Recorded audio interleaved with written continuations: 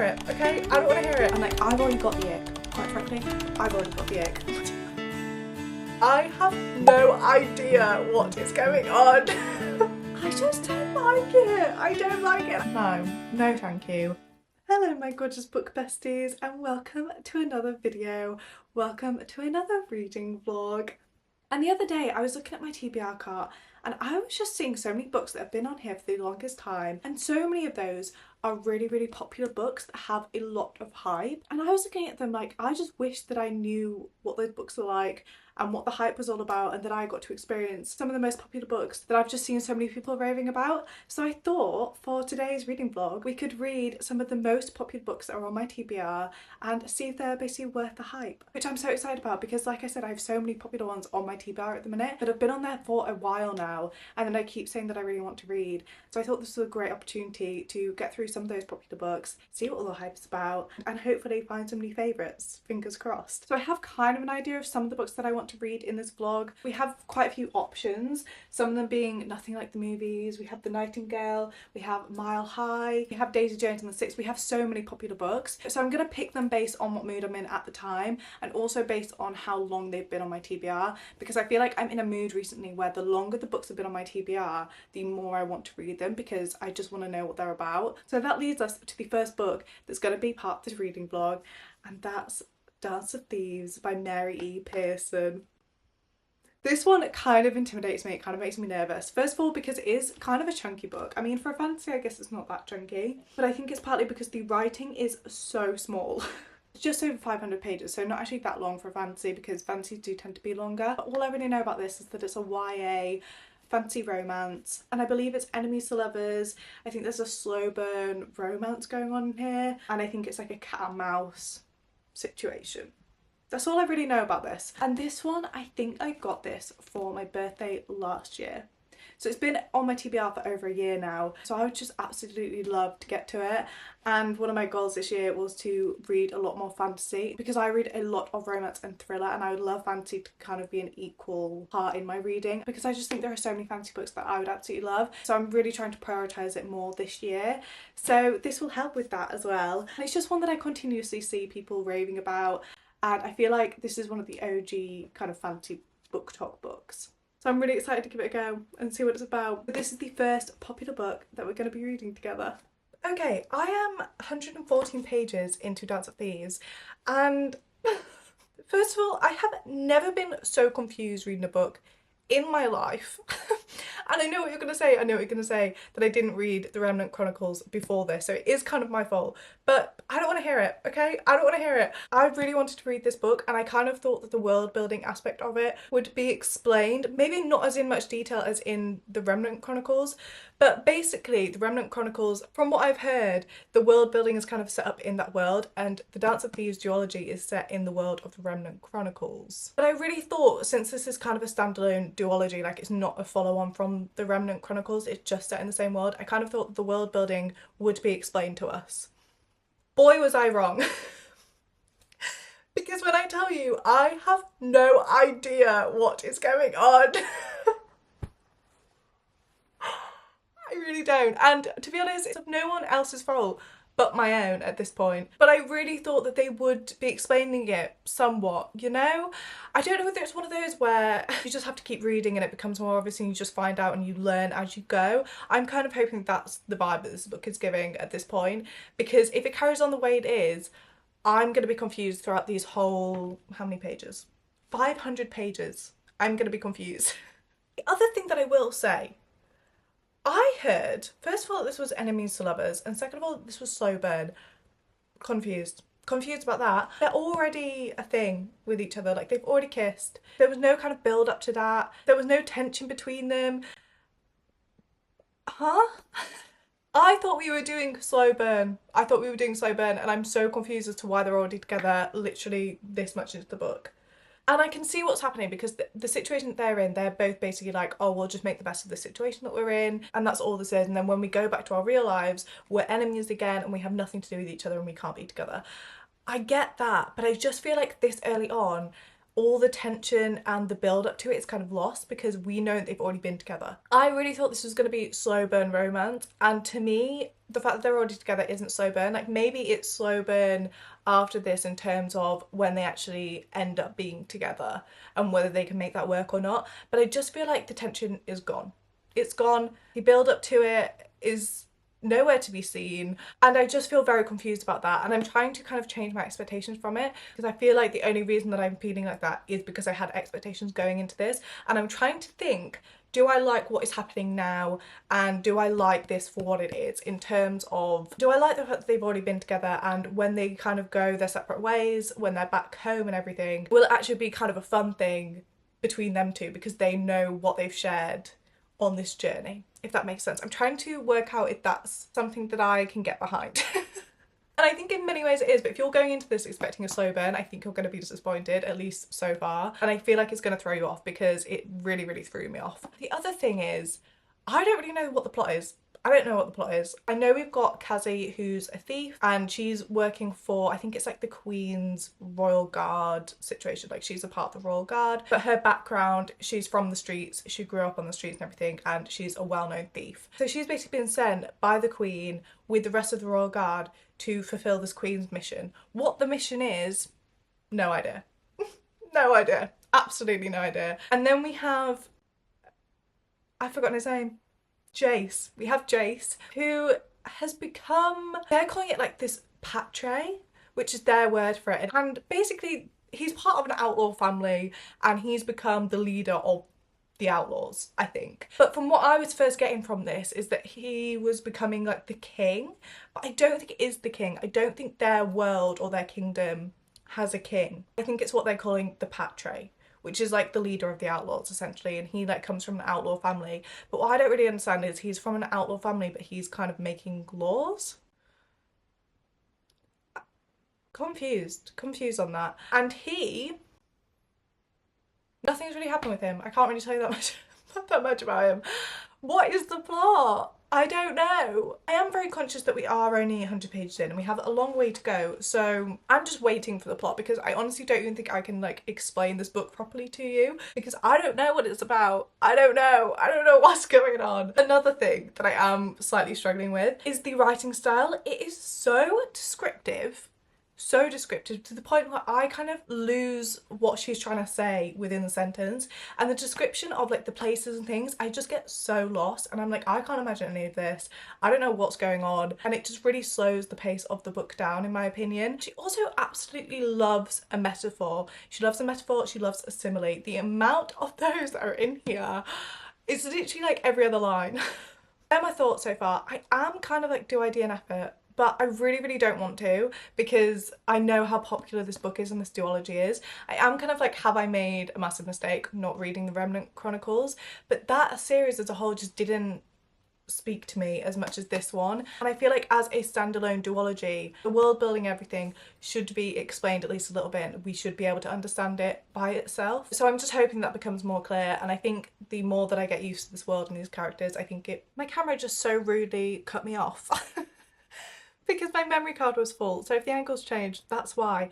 But what was I even saying? I was saying that I'm hoping it will become more clear just the more that I get used to this world and these characters and everything. I'm hoping that's going to be the case and that I'm gonna understand what's going on more, because I'm not gonna lie, the first, what was it, 60 or so pages of this, no idea what was going on. No idea. But I'm determined to at least get halfway before I make up my mind about DNFing or anything. I'm trying to keep an open mind with it. It's popular for a reason, so I'm just going with that. And we'll see how it goes. We'll see how it goes, and I'll keep you updated as always. I'm halfway through Birds of Thieves, and okay, I just have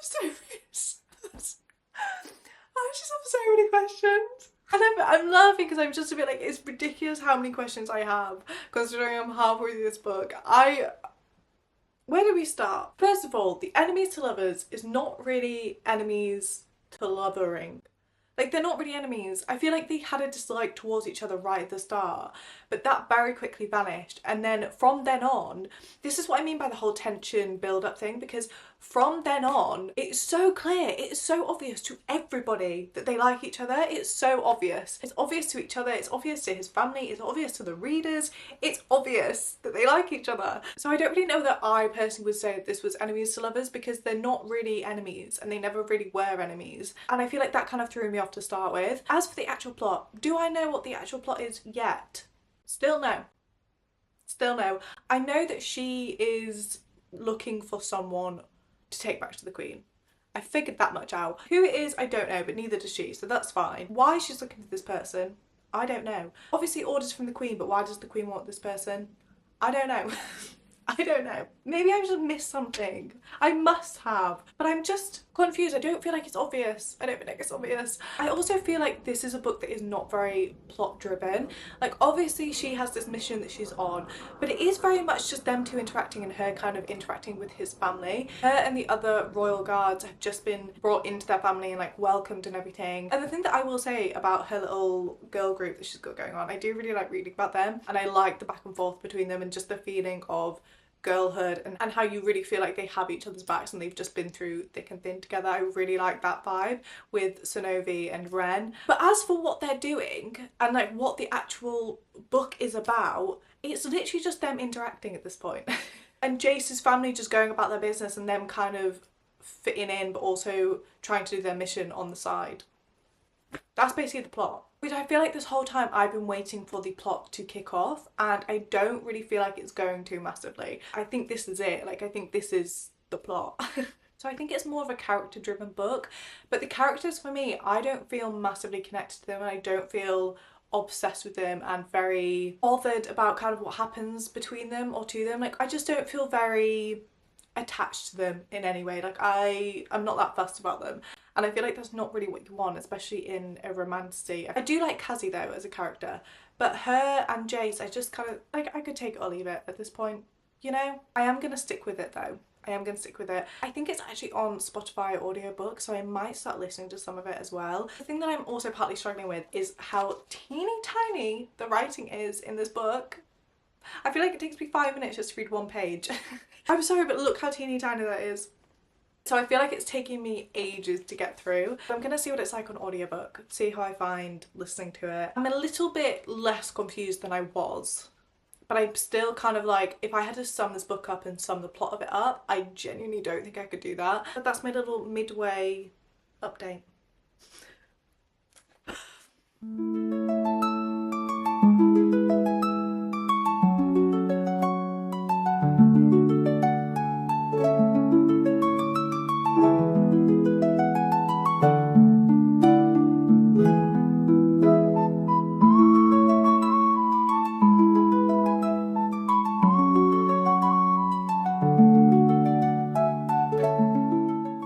Time for a little Dance of Thieves update.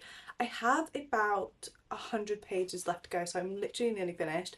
I have been listening to some of this on audiobook, and I will say I do actually think it works really well as an audiobook. It's probably one of my favourite audiobooks that I've actually listened to, and this is coming from somebody that doesn't usually love an audiobook. Like, I do really like them and I like that I can do other things while I'm also listening, but I find it harder to concentrate on it, if that makes sense. Like, I just feel like it doesn't go in as much than when I'm just sat down reading. So I do prefer reading it physically, but I will say that the audiobook of this one does work really well. I'm just not loving it, which is such a shame. I know I've literally said I'm just waiting for the plot to actually start. I've kind of figured that this is the plot. This is it. And I find it so hard to actually explain, but it's literally seeing Cassie come into Jace's world and kind of put a front on and pretend to be somebody that she's not, whilst also having a secret mission that she's on. That's essentially what the plot is. And going into this, I was expecting kind of back and forth with them and betrayal and lies and things. And there are those things, but the way that they're done, I kind of feel they're not significant enough. Like, something's just happened where something about her has been revealed. And it was one of those things that she's kind of lied about, but I don't know why he would be overly bothered about it. Do you know what I mean? Especially considering where he's come from. Like, I don't know why he's that bothered. I feel like a lot of the lies and the betrayal and stuff are about things that are kind of insignificant to them as a couple. Also, the romance between them, I had such high hopes for the romance in here and like the banter between them and everything, and it's just not hitting the way that I thought it was going to, which makes me so sad. But I'm just not that fussed about them.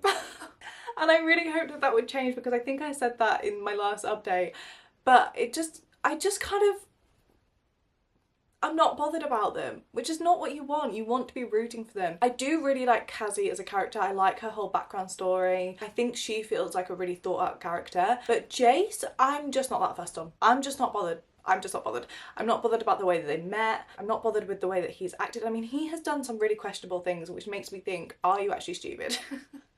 Are you actually stupid? So I feel like the romance side of it is kind of letting me down a little bit. I do really like Cassie. I really like the little girl squad that she's got going on, and I like how they're on a separate mission and they're really trying to work together. Because it's a fantasy book, I'm hoping that something's going to kick off. Towards the end, I'm hoping for maybe a cliffhanger, because obviously it is a duology. Whether I'll be reading the next one, questionable, but I do love a cliffhanger in a book, and I find that an ending can really make a book for me. So I'm hoping for something chaotic, I'm hoping for something dramatic. So I think I'm gonna finish this probably today, and we'll see about the ending situation. Fingers crossed it's going to be a good ending, because I feel like most fantasy books that I've read, even if I've not absolutely loved them up until the end point, the ending has always been really strong, and that's where you're kind of like jaw on the floor staring at a wall kind of situation.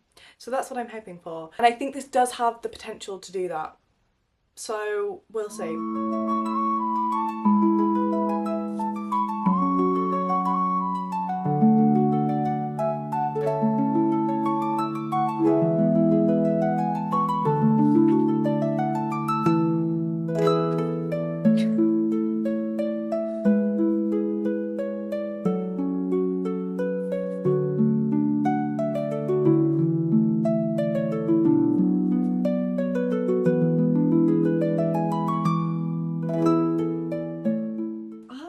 Don't know how I feel about that. It's really not what I expected, but not necessarily in a good way. Like, it was all very friendly, shall we say.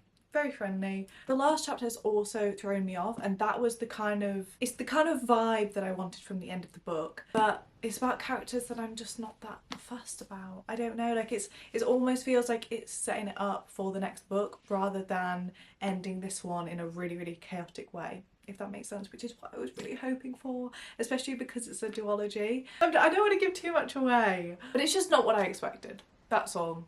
It's not what I expected. I'm so sad because I really wanted to love this, and I wanted this to be like my new obsession, and for Cassie and Jace to just be all I could think about, but it just didn't hit the way that I thought it was going to, and I don't even know what to rate it at this point. I don't know. Don't know whether it's one of those where I went in with too many expectations, if that makes sense. Like, I thought it was going to be slow burn, thought it was going to be real enemies to lovers, like a strong enemies to lovers.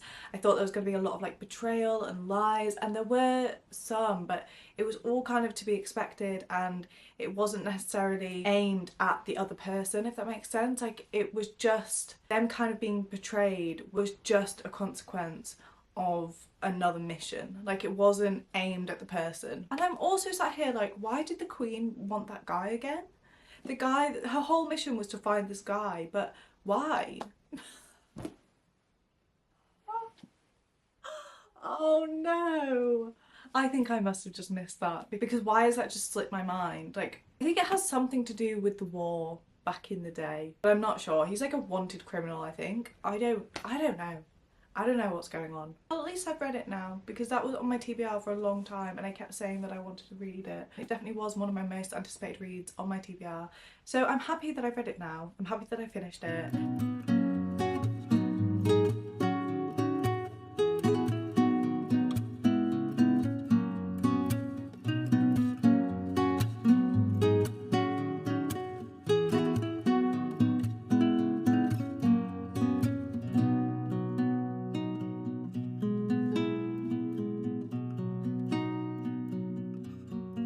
So as you saw, I picked up Mile High as our next read for this vlog, and I'm currently about 100 pages in. I'm 106 pages in, which is chapter 12. And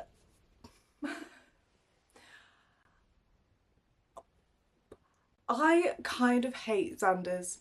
I kind of hate him. As the main guy character, I kind of hate him. He's just horrible. We basically have him, and he's your kind of classic famous hockey player, playboy kind of role, and that I don't have a problem with in terms of if everybody perceives him like that and that's just him putting on a show, but then inside he's not actually like that and he knows that. But the problem that I have with this one is that in his points of views we're in his head and we can hear his internal dialogue, and that's what I have a problem with because he's just not a nice person, and you can see that literally from the first chapter, and how he views Stevie. Stevie's the main girl and she is the flight attendant working on their plane for the whole hockey season, and just the thoughts that he has from the get-go about her and towards her, and then also how he's behaving. But I do understand that he can come across like this big playboy but not actually be like that, but it's his internal thoughts that I'm like, well, you are like that though. You are like that. You're saying, oh, I'm not how everybody thinks I am, but you are, because I can read your thoughts. And just some of the things that he says, some of the things he thinks, I'm just like, no, please no. Like, I have got the ick. I've got the ick so bad with this character to the point of no return, honestly. Because how are we going to come back from this? I'm not going to forget how you were behaving, to be honest. It's things like his views on women in general. Like, he has a roster of women for every city that he goes to, and like he can't even remember them on name basis. Like, he has notes in his phone of like their name and then something disgusting related to them. Like, the ways that he remembers them, he'll put like great rack, and that's the way he remembers that girl. Like, it's just, I just don't like it. I don't like it. I just think it's not a bit of me.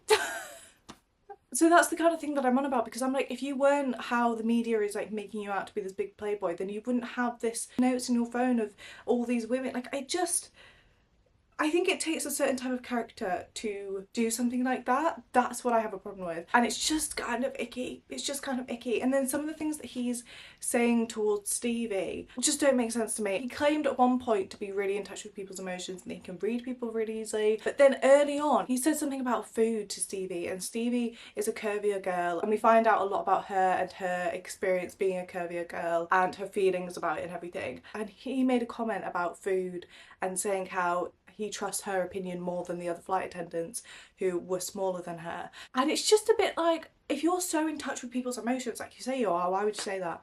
And then he came back and was like, that's not what I meant though. That's not what I meant at all. That never even crossed my mind. And I'm like, well, okay, but you were claiming that you could read people and you know exactly how people feel. Doesn't make sense to me. Doesn't make sense. And Stevie is a character I don't mind as much, but she does kind of talk quite negatively about her body and her body image, and I understand that that is the thing that she is struggling with, but there's so much of it and it's quite repetitive that it's just kind of overwhelming to be reading just about that all the time. So I don't know at the minute. I don't know. I feel like he must have some crazy character arc. He is my main problem. But I just think, I don't know, like, even if he was to be the nicest person ever now, that's how you've behaved before, and like, I've already got the ick, quite frankly. I've already got the ick. I have heard that this is people's least favourite in the series and that they absolutely love the next two, so maybe it's not the case for the whole series, and I doubt it would be, because it is quite literally the character that I have a problem with. It's not the writing style or anything. Although I will say about the dual point of view, I really do like a dual point of view, but this one is kind of repetitive, just in the way that we'll be in Stevie's point of view and say they're midway through a conversation. Say he walks up to her in the bar and her chapter will end with like, you following me? And then we skip to his point of view, and instead of following on from that conversation, it goes right back to him entering the bar. So it kind of feels a bit repetitive because we're going back in time and then we're reading him entering the bar and everything, which kind of feels unnecessary because we know he's about to see her and about to walk up to her and say, you following me? Do you get me? So a lot of it feels kind of repetitive because we're just going over the same thing happening but from different people's points of views. I'm also questioning why it's this thick. I'm also questioning that because I feel like sometime soon they're gonna get together, and I'm like, what is all this? What is it? What is it? Please, somebody tell me. But they're my first kind of thoughts in the first 100 or so pages. I will update you when I'm probably like halfway through maybe. I'm kind of thinking this might be a DNF, to be honest.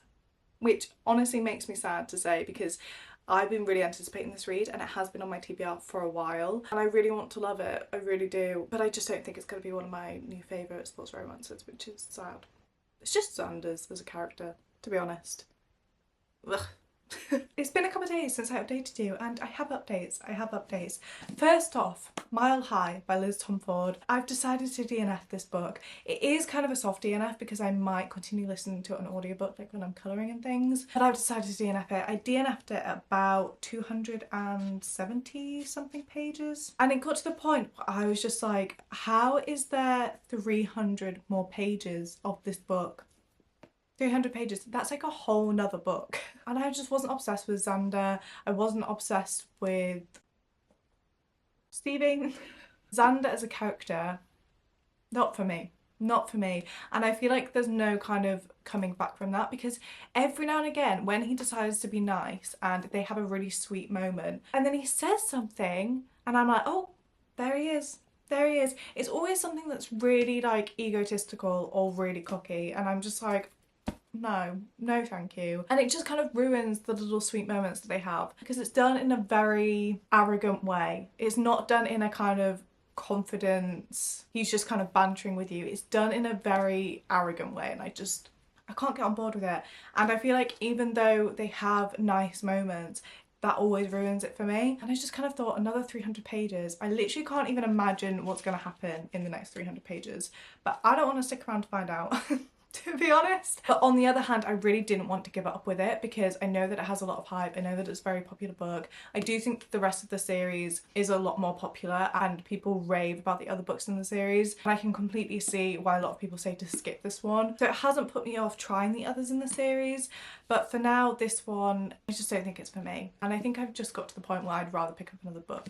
Talking of which, we've moved on to our next read for this vlog. Our next popular book, which is The Inheritance Games by Jennifer Lynn Barnes. And this has been on my TBR for a while, and I was waiting until I finished the Natural series to pick this one up, and I'm so happy to finally be reading it and to see what all the hype is about. I'm not very far in at all. I literally started reading it last night. I'm only on page 38.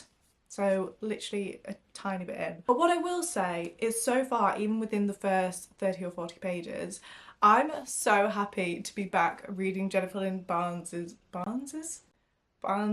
writing. There is just something so easy to read and something so comforting about the way she writes, and you just get so lost in the book, and I don't know how she does it. It's just that kind of writing that you forget that you're reading, and I had that with the Naturals, and it's happening again with this one, which I'm so happy about. And I feel like this one, very similar to the Naturals, there's a lot of characters going to be in this one, and I feel like she does that really well where there is a big group of characters, because in a lot of books I sometimes get confused and I'm like, who's who? What's going on? Who's who? And I can't really imagine anybody very specifically. But with the Naturals, and I have a feeling it's going to be the same with this one, I can just imagine them really well, and I'm keeping track of who's who quite easily. And I really don't know how she does that, but she does that really well. This one we follow Avery, and Avery is a 17-year-old. She's just kind of going about her life at school, and we learn a bit about her parents and like her living situation. And then randomly, these people come and collect her from school, and they say that she's needed for this reading of this will, and it's Tobias Hawthorne's will, and she's literally never heard of this man before. She's like, who on earth is Tobias Hawthorne? But she's required at this reading, so she goes to it, and basically she's left the entire inheritance, the entire thing, and she has to show up with this family that she's literally never met, and they don't know who she is, she doesn't know who they are, and she's inherited everything. That's basically all that's happened so far, which is just crazy. I mean, imagine. She's literally gone from this girl who is kind of in a difficult situation. Now she's inherited billions of dollars. Insane. And I'm already hooked. And I've only got to the point where they're reading the will, but I can already tell with her having met certain members of this family and just this room full of people, that it's just going to be so good and so chaotic. And there's a lot of characters at play here that are going to be really good characters. Hopefully.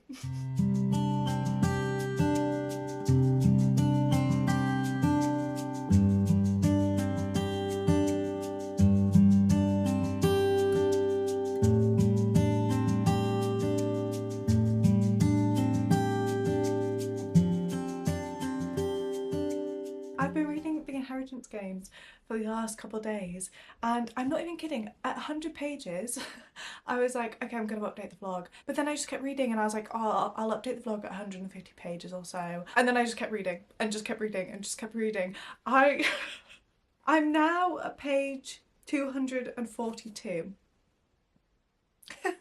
We have just over 100 pages left, I think. I think there's like 360 or so pages. So I have like 120 pages left. I'm really, really enjoying it. You can definitely tell that it's a Jennifer Lynn Barnes book. I feel like she has a really particular way of writing, and I can't quite pinpoint what it is. But I think I said this to my last clip, but there's just something about the way that she writes that's so easy to read. You just get lost in the world. Like the hours that have gone by when I've just been sat reading this, just because I'm so invested in the story. I really like the characters. I do feel like the characters have similarities with the Naturals in some ways, like the kind of group setting kind of vibe. And I feel like Avery in this book and Cassie in the Naturals have similarities in a lot of ways, but also some ways that they don't. But I feel like she writes really strong main characters, but also really, really strong side characters as well. And I think there's a bit of a love triangle situation happening, which I did not see coming. I'm low-key liking Nash, who I think is leading up to being with her sister, but I'm low-key like, who are you, Nash? And why can we not have more scenes with you? I do like all the brothers. We basically have 4 brothers, and Avery, our main girl, is kind of in a love triangle sort of with 2 of them. That is kind of a subplot. The actual plot itself is not what I was expecting.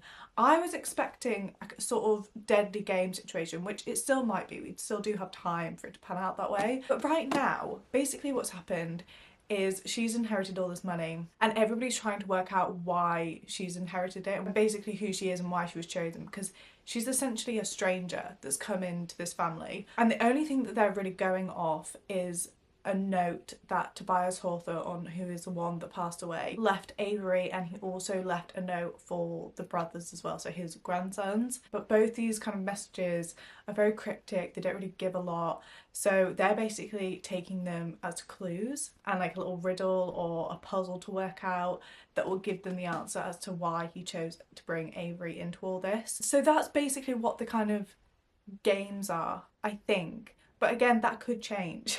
Because it says on the back, soon she is caught in a deadly game that everyone in the strange family is playing. But I think we're in the game already. I think that's kind of the concept. I don't think it's a game like I was thinking of. It's more of like a life situation game and like scheming and betrayal and things like that. And at the minute they're just kind of following these riddles and like trying to find more clues and put the clues together to work out why she's basically inherited everything. That's essentially the plot of this book. I really enjoyed the part where she realised how rich she was. On the first night they took her to a hotel to stay in for that one night, and she was like, I can't afford this, like I can't stay in a room here. And they turned to her and they were like, you own this hotel.